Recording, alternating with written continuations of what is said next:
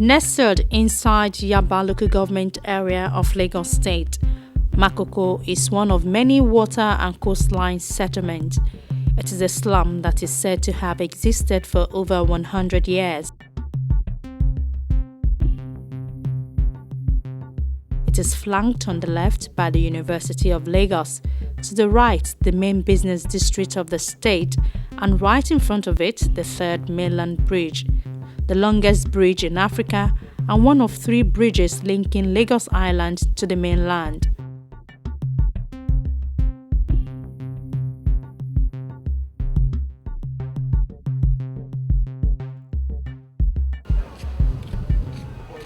This is the road that leads to our destination. The smelly gutter and shanty homes tell more of the neighborhood we are entering. Of course, Makoko's reputation precedes it, so we are leaving nothing to chance. Our first visit is to the local chief, Albert Ayinde. Bale Jeje, as he is known here, is the head of the fishermen on Sandfield land in Makoko. He was born in Makoko and he seldom travels.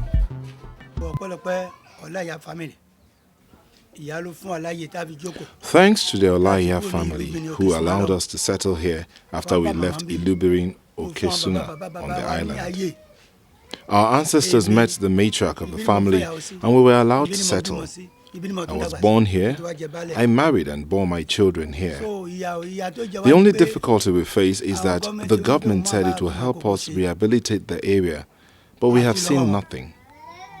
The drains are bad and there is no job for our youth.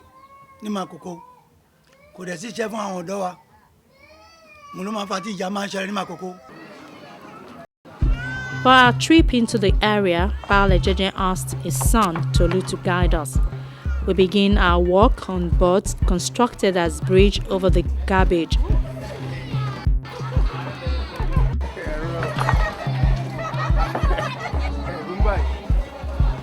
There are many commercial wooden boats with anxious paddlers, the majority of whom are teenagers, waiting to ferry back their passengers to the slimy water neighborhood. It is one of the most difficult journeys on water, as we keep trying to avoid the filthy water splashing on us after seeing fresh excreta and garbage trailing our boats. You probably see it every day on your way to work or once in a while when you visit the island. Welcome to Makoko, the Venice of Lagos. Some say it is the bane of the Lagos State Megacity project, but to some of those who live in this area, this is the only place where the dreams can be realized. As the boat moves farther in, we are faced with the reality of this environment. Makeshift wooden structures raised between 4 feet and 6 feet above water level in their unique slummy and riverine architecture. There are many people who are not just Nigerians, but a conglomerate of cultures and languages of the whole West African coast. Togolese, Cameroonians, Ghanaians, and Gabonese people live here, side by side with the Egu fishing families from Badagry in Lagos, the Ilajes of other states in southwest Nigeria, and the Ijos of the Niger Delta region. The chaotic maze of wooden houses built on water is considered one of the city's liveliest neighborhoods. Much of Makoko rests on structures constructed on stilts above Lagos Lagoon. But survival is challenging because of the continuing changes in weather conditions, such as increasing water levels, strong tidal currents, and of course human-induced challenges of environmental pollution, like excreting in the water, as well as the disposal of dirty and harmful substances in the water. In fact, the water serves different purposes. It is a waste dump, lavatory, market, and passageway. Many residents operate boat shops that float through the neighborhood, from which they sell a variety of items. You can buy just about anything from these boats.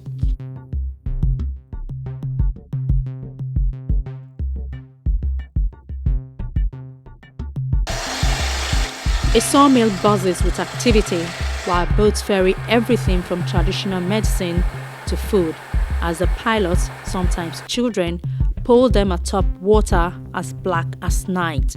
Houses are made from thatch, bamboo, scrap wood, and Hessian sacks. Every family owns a boat, the only means of transportation here. The water also serves as coolant in times of heat for the community.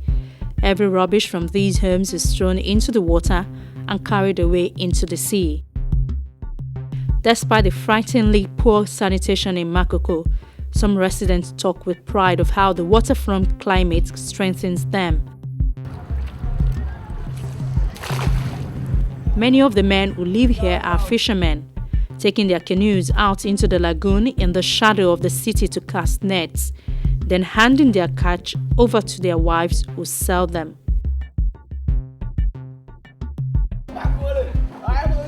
As we meander through the streets and alleys of Makoko, some pretend not to notice us, some are friendly, while others go idly hide their contempt. But for our guide, we will have been harassed or extorted. Notwithstanding, some still believe we have come to film them in order to collect money from the government or some foreign donors. One of the 6 local chiefs said many times individuals have visited to film, collected data, and promised to come back, but never returned. But there have been some exceptions. Children Christian Academy was donated to the community by a couple on a religious mission to the area. While children learn here on weekdays, some Christians in the community gather here on Sundays for their weekly worship service. It is one of the few schools donated to the neighborhood. All the day-to-day expenses of the schools are paid for by NGOs and concerned individuals. School to amazing. The salary of the teacher in the school here is paid by a white couple. The other school is also built by white people. The people belong to the yacht club.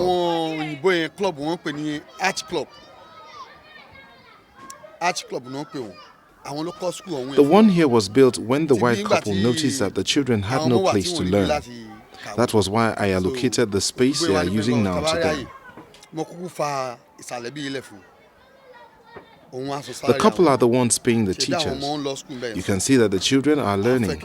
We want the government to build schools for us. There is no school on the water side. Citizens of the community still smile despite their poor standard of living. With the changing weather patterns, these people also worry about meeting their daily business targets. Now they have to wait longer and row farther for their catch. But it appears the people here may be losing on all fronts. The majority of residents here have only heard of their homeland. They have never been there. Their only home is Makoko. Meanwhile, the state government is putting finishing touches to its plans for the waterfront. With dwindling fortunes, they also have to cope with uncertainty regarding their continuous stay in the area. Environmentalists argue the people here are helping to reduce carbon emissions with their lifestyle, but everyone agrees that the state of their homes is an eyesore. They know it and they say they are willing to change.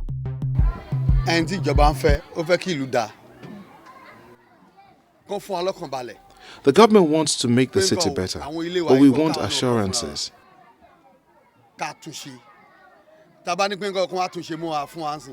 If they asked us to build the clean area and rebuild our homes, we will definitely do that. We know that if we ask them to build the community for us, it would be an opportunity to take the area from us and sell to the wealthy. So if the government could say, you residents of Makoko should clean up the area within 2 or 3 years, we will do it. You know, because they keep saying we will chase you out of here, we have no peace of mind. Just a little while ago, we demolished the houses built under the power line. But in Bariga, the government destroyed people's homes. With this step taken by the government, all of us fishermen do not have peace of mind. We expect the government to take care of us because we are also working. All the fish we catch are taken to the market, and we are also contributing to the economy of the state. The government instead is punishing us despite all of this.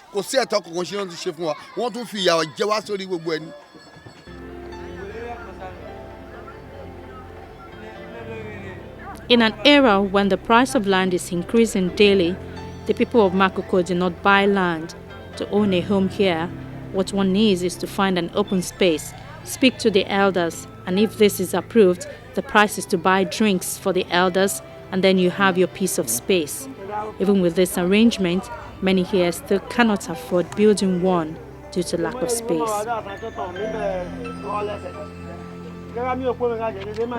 This family consists of more than 10 members. The patriarch of the house says there are 23 people living here, but we counted 12. He is housing his brother, whose house had been demolished in late 2011. They are delighted that we stopped by and welcomed us into their home.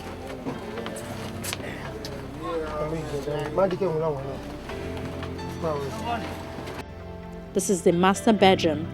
The other room is for the children. We were told that we would be relocated, and we were very surprised.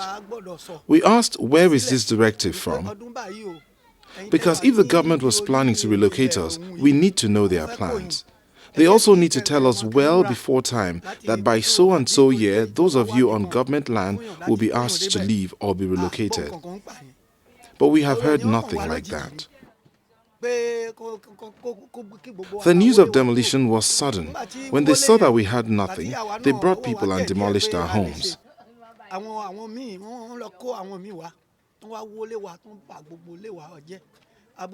This is my brother. His house has been demolished. That is why he is here with us. The Lagos State government is sounding a note of warning that this settlement will be demolished. Bariga, Makoko too will have to be cleared. See, all those areas, I describe them as NFA, no fixed address for anybody. You're not supposed to live on the lagoon. Lagoon is there for everybody to enjoy. You can fish there, but you must have somewhere you call home that you go back to. When we have visitors into our country, majority of them go and reside on the island. The second they climb that bridge, you can imagine what they'll be thinking of our state by all those shanties on the water. With this planned demolition, thousands will be displaced from here. Whether we go, they cannot say, but they also have a plan for the area. They have claimed some part of the lagoon and they intend to clean up the area if given the permission to stay. In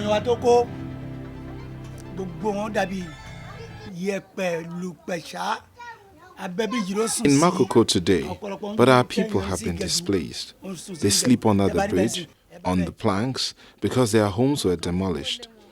We do not know what to do, and the next thing to do depends on the government. We are pleading that the government should let us stay here. We are fishermen. We also help the government.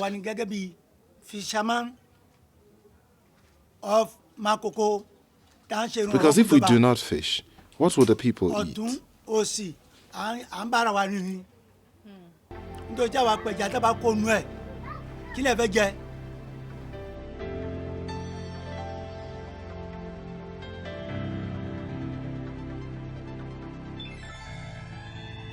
The people here are complaining that they have no public schools, health centers or water.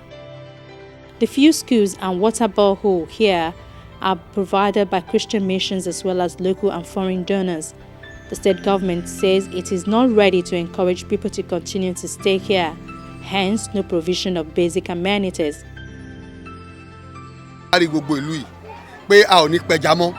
If they ask us not to fish, we will do any job they provide for us. What we need is for them to announce that there is a job outside here and good enough to feed our children and wives. Immediately they provide this and ask us not to fish, we will comply. But they must not destroy our jobs, because that is our source of revenue. Let me say that I feel for the people living in Makoko, seriously. honestly, I feel for them because I've been there so many times. And just this Saturday, I did a part of my environmental sanitation exercise at Makoko with the chairman and the council officials. And but we cannot remove that from the fact that most of the buildings there do not have government approval. The building of water. The building of water, and they are not even supposed to be there in the first place. They are not supposed to be there in the first place. But because of the fact that successive governments have failed, particularly the military government, have failed in their responsibility in providing, houses for the people, which this present government is trying to correct, houses for the poor and all of that. That has caused people to really move, they have to cater for themselves. And there is no process of checking and controlling the influx of people to that place. Now that the government has taken it upon itself to relocate them, I'm very sure that we have a very good place that we are taking them to. But it's equally important to mention that you cannot use illegality to correct an illegality. If we say people are not supposed to be in a particular place, what you can provide for them are temporary reliefs, like the one I mentioned earlier, like taking the medical outreach to them on a regular basis. You cannot go and construct, a permanent building on a place that has not been approved for such. All right? But I make this with all sense of responsibility that I was there on Saturday and I saw the network of roads that have been done by the local governments and the states, and I was impressed. But then, the people too, they have a duty to keep their surroundings clean. There are schools very close neighbor, very close to that place. I know that there is a school, for example, immediately before you get to Unilag, by Apulejesha, there's a school, there's a primary school somewhere around Onike, and Onike is just a boundary community with Makoko. There's a primary school, very good one for that matter. The problem is that our children don't like leaving the community because of the roads and because of riots or fights. If they were asked to go to school out of here, they would jump into the water and cry that life outside the area is dangerous. All our children sent to school outside refused to attend until the schools donated to us were built. They attend the schools here for about 4 years before we encourage them to attend schools on the land.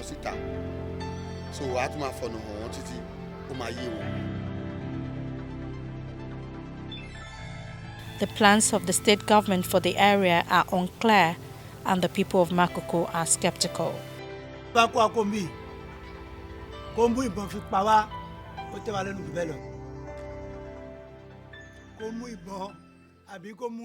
We prefer to be killed with guns to being relocated from here. There is nowhere that will be like where we were born in Makoko.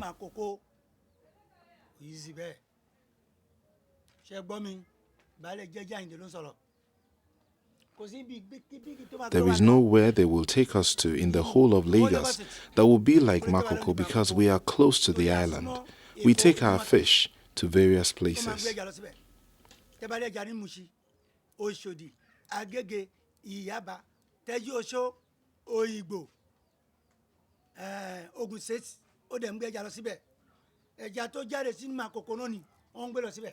Ilubirin has been relocated. There is no one there. Only touts are there. Fishermen only live close to the sea, so we can monitor the weather and know the right time to fish. If we are taken inland, how can we monitor the lagoon? We have no other occupation but this. But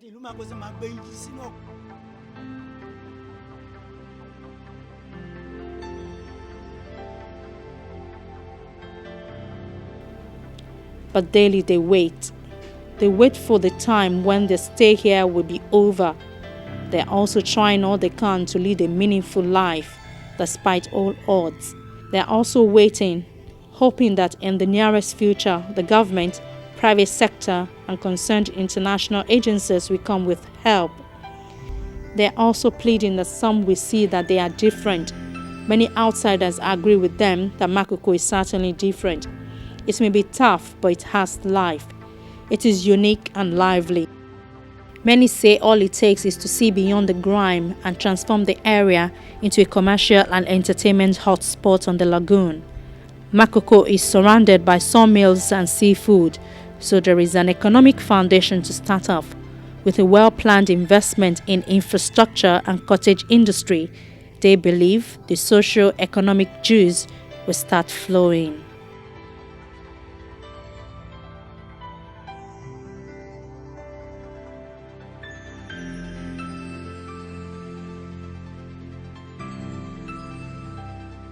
We'd love to hear from you. Do you have a comment or questions? Do send them to us by email on file@channelstv.com.